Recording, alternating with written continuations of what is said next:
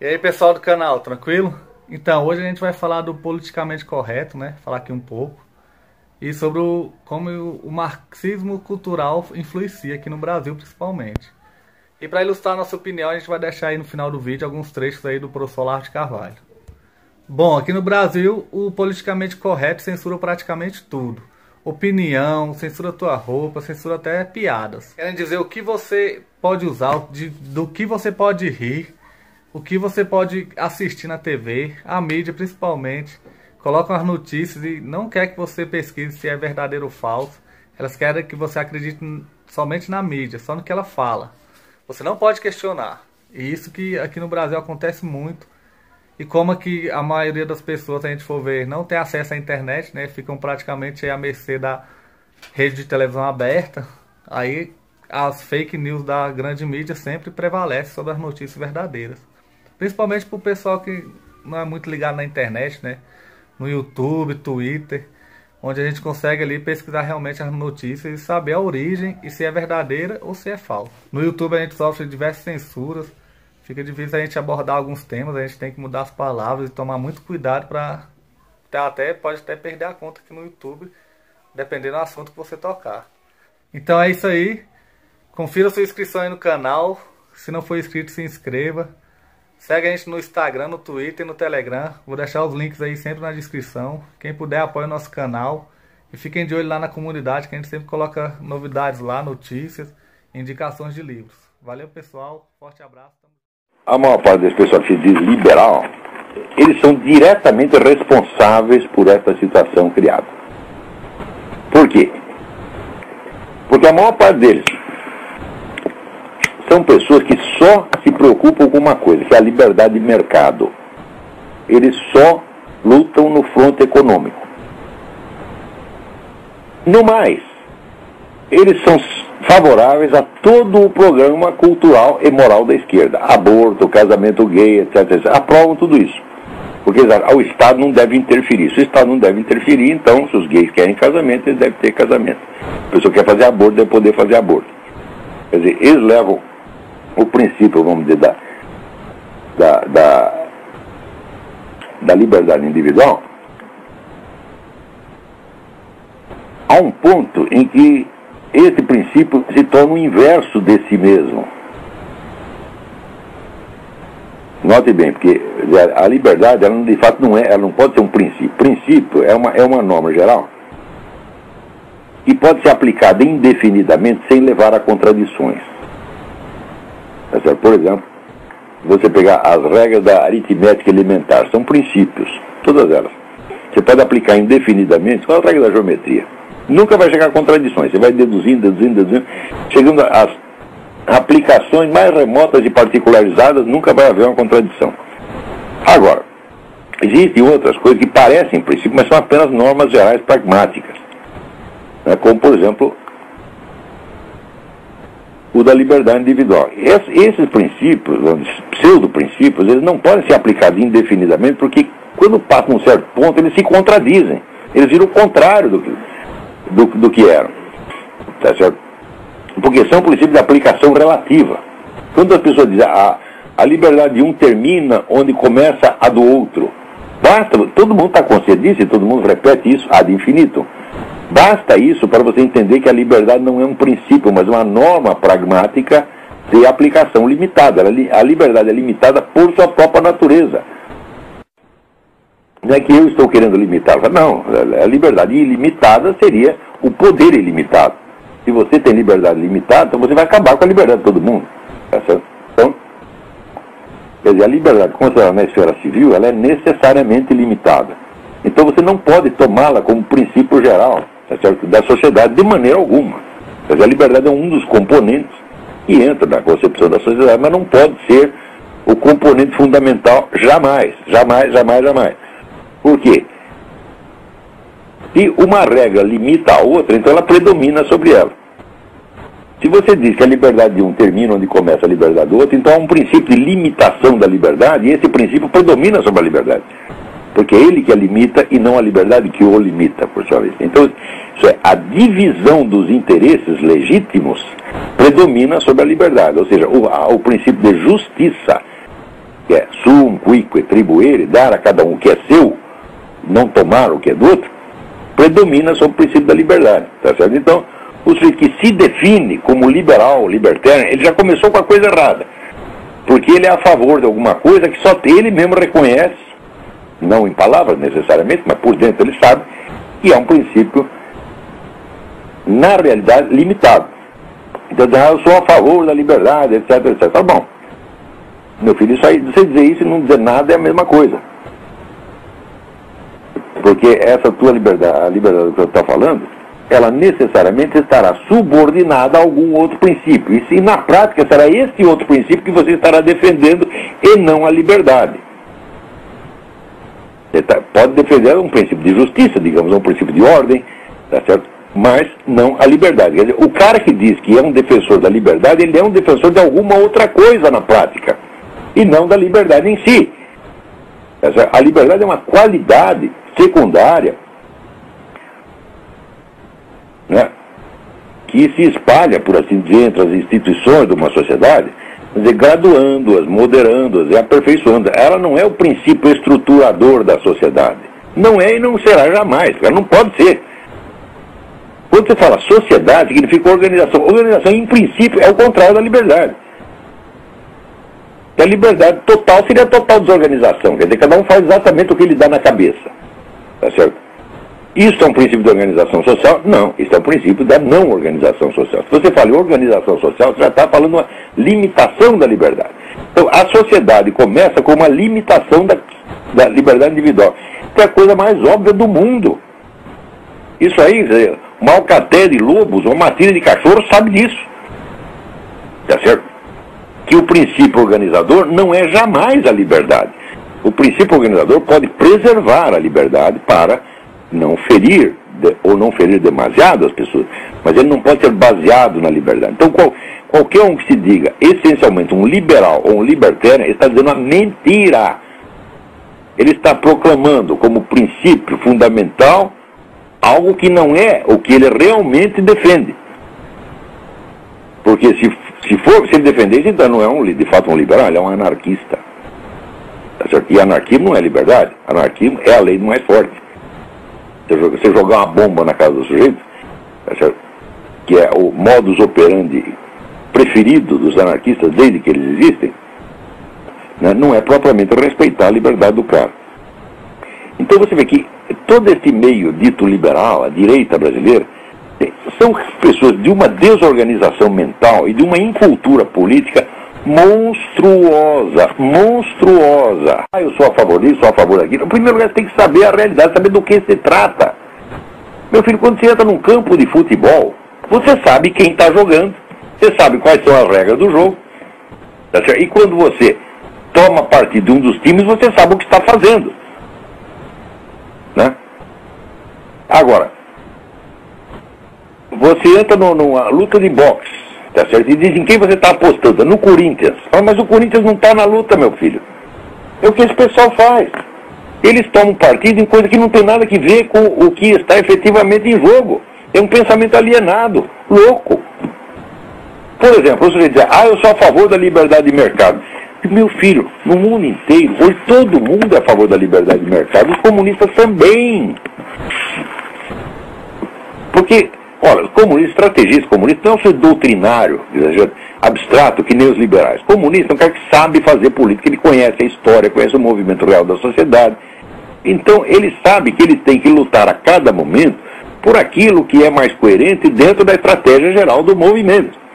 E atualmente, digamos, de 10 ou 20 anos para cá, a estatização da economia se tornou o último objetivo dos comunistas, o último. Porque eles acreditam que isso só pode ser feito em escala global ou não será feito. Quer dizer, como se diz, a teoria do Stalin acabou e começou a teoria do Trotsky, agora é o socialismo mundial ou nada.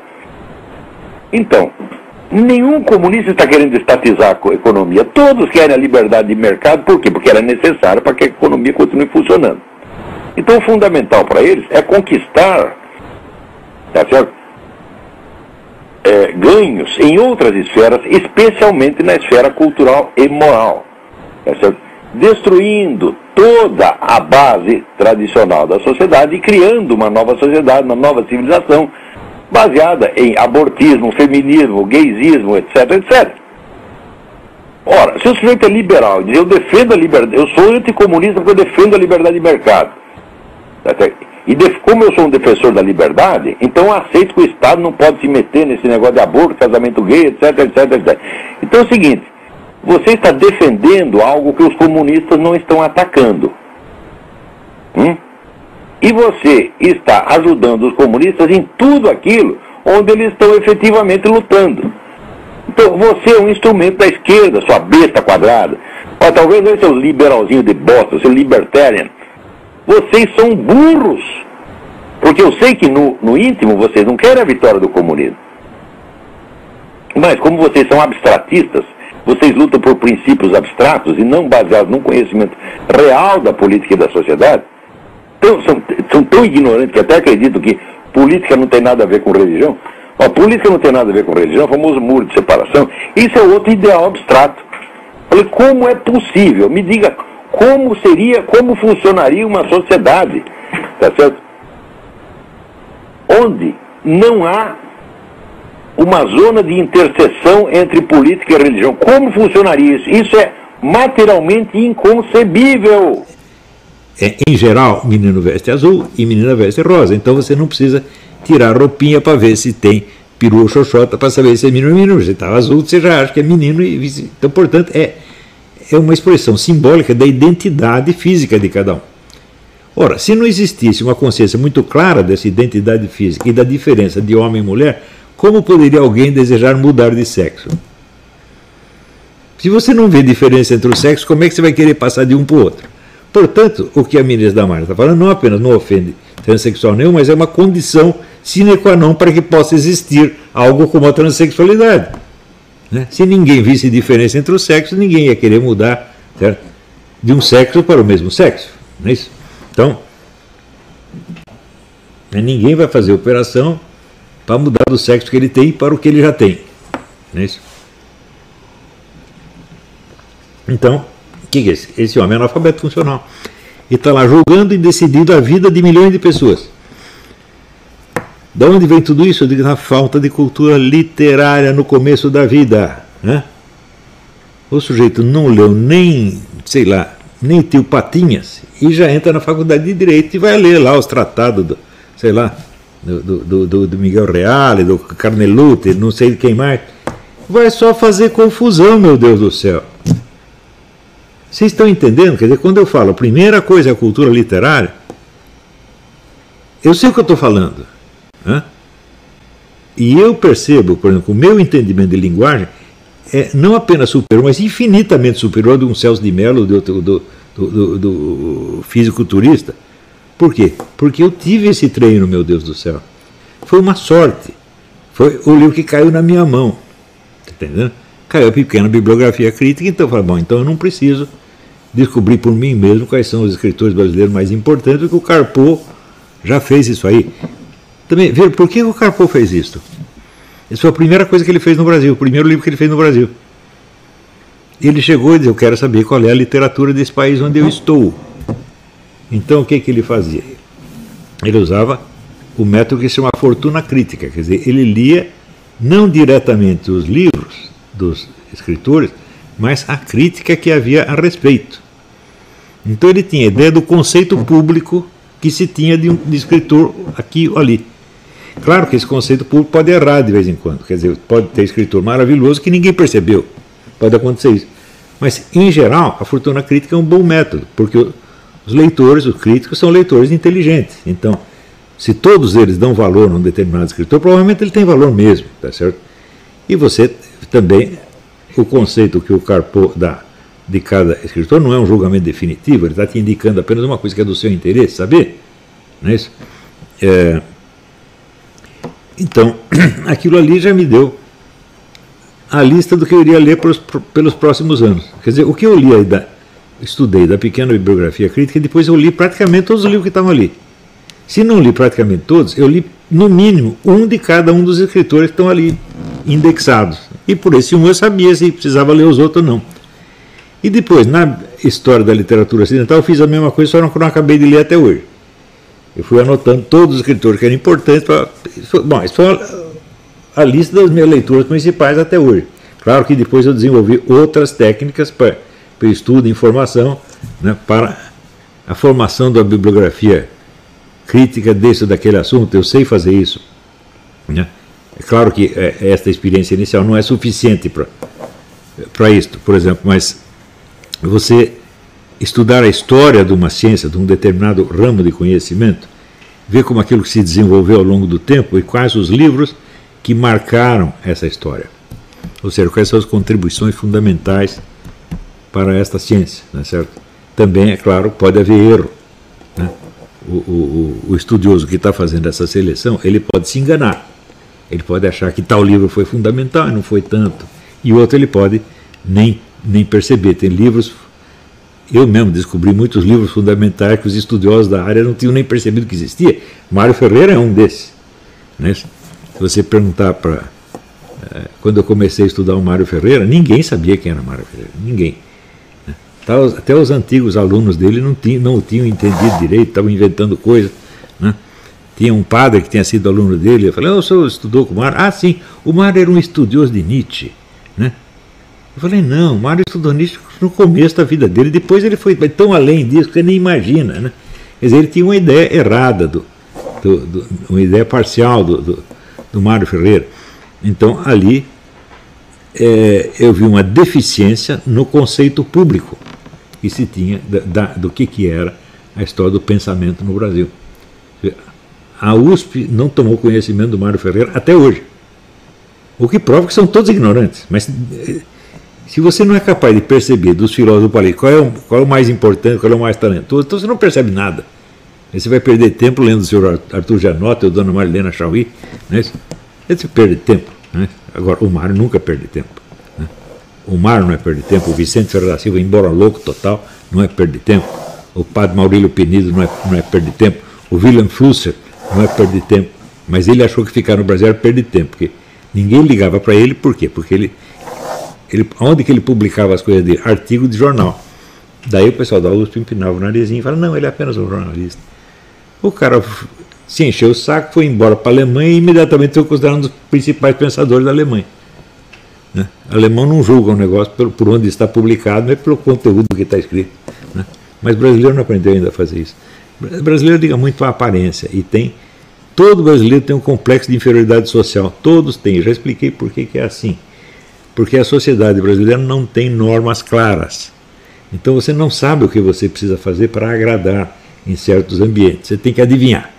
Quer dizer, tudo é cheio de regras secretas. Aqui nos Estados Unidos não, você já sabe, né? Praticamente a regra está escrita na porta. Não faça tal coisa porque nós não gostamos, né? E faça tal outra que nós vamos te adorar. Aqui é muito claro isso. No Brasil não, então você tem que adivinhar a regra. Então todo mundo é muito inseguro. Não é só por isso que é inseguro, é claro. Veja, a inconstância, por exemplo, da política brasileira. Nós, no século XX, nós tivemos 7 constituições, meu Deus do céu. E até hoje você vê o órgão encarregado de manter a Constituição, que é o STF, é o primeiro que viola, né? Então, não tem normas essa coisa. Isso é uma total perdição. Então, por causa disso, se você vive na confusão total, você fica inseguro. E se você fica inseguro, bom, você vai ter que encontrar meios de se fortalecer artificialmente, para se sentir um pouco menos de medo, não é isso? E então isso aí é a origem.